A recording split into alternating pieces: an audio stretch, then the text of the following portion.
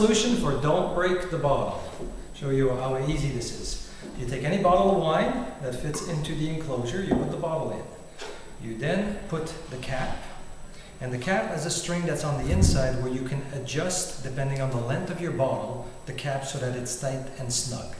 You put the cap on, and then you take the enclosure from the other side, you tighten it, and you slide it into the locking cap.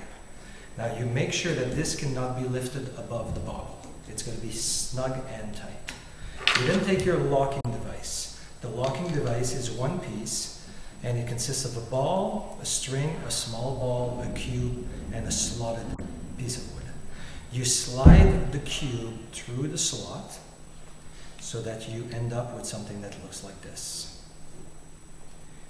Now you slide the locking device onto the front of the enclosure. Once you've slid it in, you slide the small ball through the hole of the opening. You then pull back on the cube.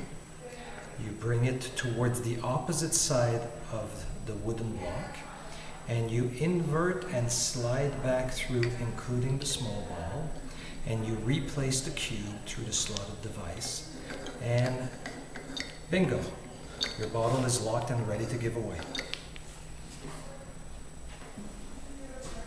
There you go.